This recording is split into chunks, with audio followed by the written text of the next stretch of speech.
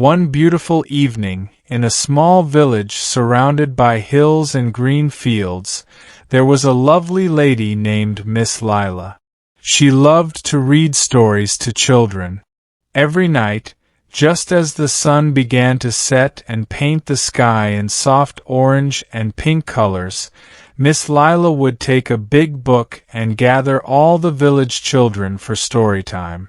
The children loved this time of day, as they knew Miss Lila's stories would be magical and full of adventure. This evening, 5 children, Lucy, Ben, Emma, Lily, and Sam, came to join her. They all carried their own little books, but they loved listening to Miss Lila more than anything. They found her sitting on a soft patch of grass near a small, cozy fire she had made to keep them warm. Miss Lila's big book lay open on her lap, its pages full of old, enchanting stories. She looked up and smiled at the children as they sat down in a circle around her, their faces bright with excitement and curiosity. "Tonight," Miss Lila began, "I have a very special story for you. It's about a little fox named Freddy, who goes on a big adventure in the forest." The children leaned forward, their eyes wide and their mouths open in anticipation. Miss Lila started the story. Freddy was a small, curious fox who loved exploring the forest. He wanted to make friends and see all the wonderful things hidden in the trees and bushes.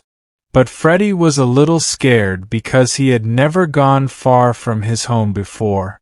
Lucy, the youngest child, raised her hand. "Did Freddy go all by himself?" Miss Lila nodded. "Yes, Lucy, he did.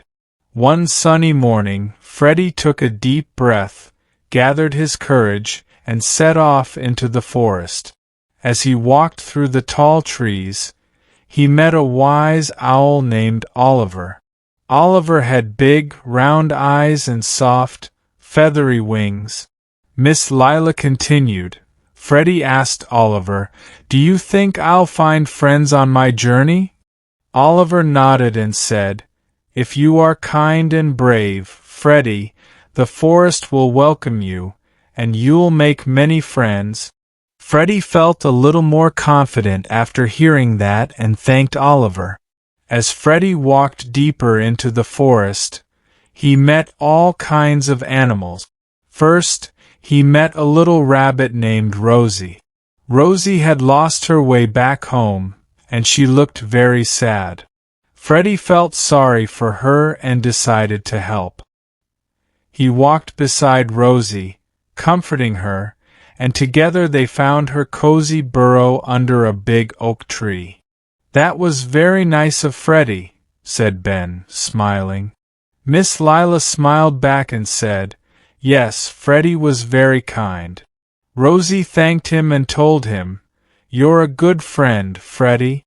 With a happy heart, Freddy continued his journey, feeling proud of himself for helping Rosie.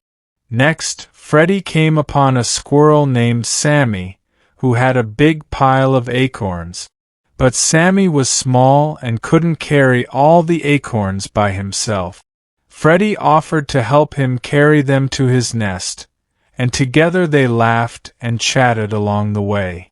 Sammy was grateful and told Freddy, "You're not only brave, but you're also a great friend."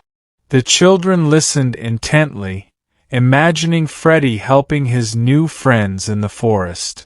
They felt warm inside, knowing Freddy was kind and helpful.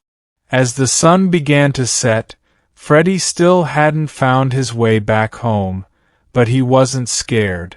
He now had friends in the forest who could help him.